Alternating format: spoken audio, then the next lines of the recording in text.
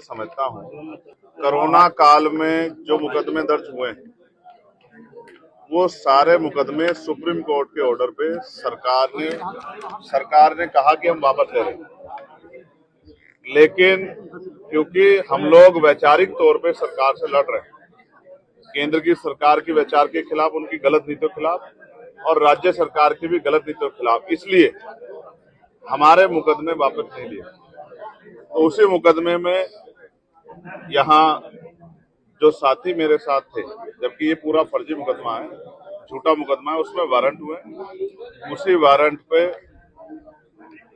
उसको रिकॉल कराने के लिए यहाँ आज आपके बीच। आज दिल्ली के जंतर मंतर पे जमीयत उलेमा हिंद और जो मुस्लिम पर्सनल लॉ बोर्ड के आह्वान पर एक बड़ा प्रदर्शन चल रहा है वक्फ बिल को लेकर, क्या कहेंगे इसको लेकर? अगर मैं यहाँ आज मेरी तारीख ना होती तो अभी उनके बीच में होता। जब यहाँ से जाऊंगा तो उनके धरने में शामिल होकर अपनी सहमति और अपना समर्थन उनको दूंगा, क्योंकि जिसके हक पर डाका पड़ेगा वो अपनी लड़ाई लड़ने का काम करेगा।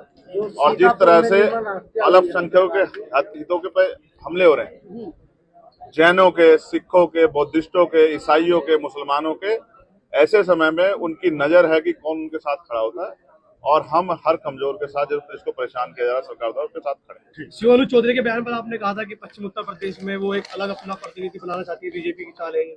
मैं आज स्पष्ट कर रहा हूँ, अनुज हमारे क्षेत्र के हैं, मैं उनको भी कहना चाहता हूँ कि वो किसी सरकार की राजनीतिक साजिश के शिकार ना हो जाए। वो किसान परिवार से आते हैं, जिस दिन सरकार का मतलब निकल जाएगा वो दूध में से मक्खी की तरह निकाल के उनको फेंकेंगे, और वो जनता की नजरों में वो पार्टी बन जाएंगे, और दूसरी सरकारें जब बदलेंगी तो वो सरकार तो बदल जाएगी।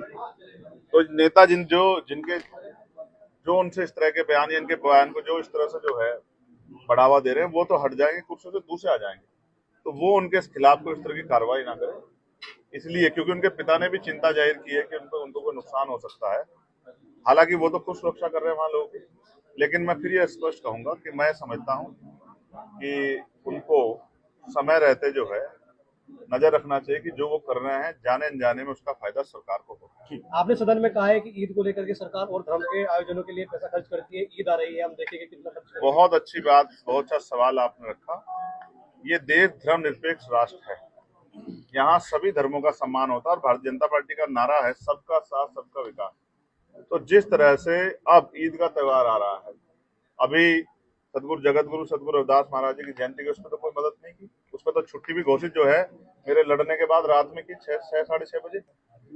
तो उस पर तो कोई मदद, उस तरह कोई सहयोग जो है उसको बढ़ावा देने के लिए नहीं किया। तो मैंने मांग की है कि ईद पे हम देखेंगे कि सरकार जो है इतने बड़े समाज के धार्मिक आस्था के पर्व पे क्या जो है बजट देगी।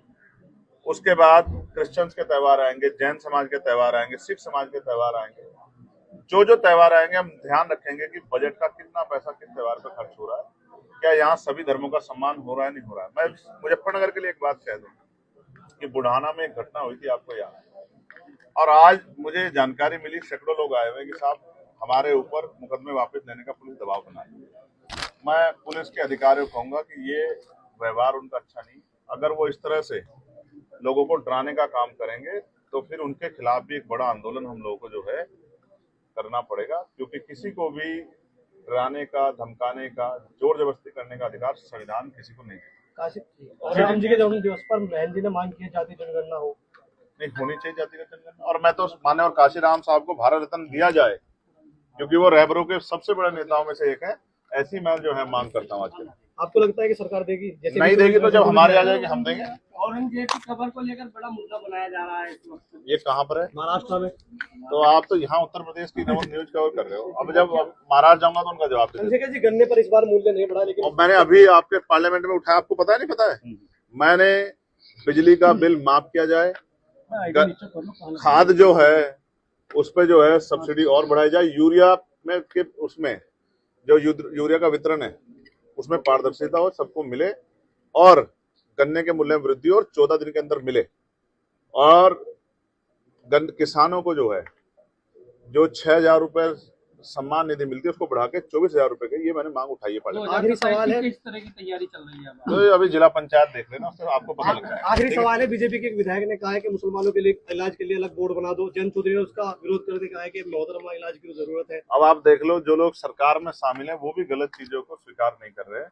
तो मेरे जैसा संविधान को मानने वाला व्यक्ति तो यही कहेगा कि ये सरकार में बैठे लोग जिस तरह का प्रयोग कर रहे हैं, मुख्यमंत्री को संज्ञान लेना चाहिए कि उनकी सरकार, उनकी प्रदेश की सरकार प्रदेश को किस ओर ले जाना चाहती है। ऐसे सारे अधिकार सारे हत्या कर दी गई है, उसके बारे में आपको क्या लगता है? और अगर आपको याद हो, उस पत्रकार की मांग उसकी आवाज मैंने पार्लियामेंट में भी और एक्स के माध्यम से भी उठाई, और मैं आपके माध्यम से कह रहा हूं कि सरकार को पत्रकारों की सुरक्षा सुनिश्चित करनी चाहिए और उनको भी, वकीलों को भी और इनको भी जो है कानून बना के इसका लाभ देना चाहिए कि वो जिस धर्म को निभा रहे हैं बाद में उनके रिटायरमेंट के बाद उनका ख्याल रखें। जयंत चौधरी को चाहेंगे 27 के विधानसभा चुनाव में, आपको चाहिए?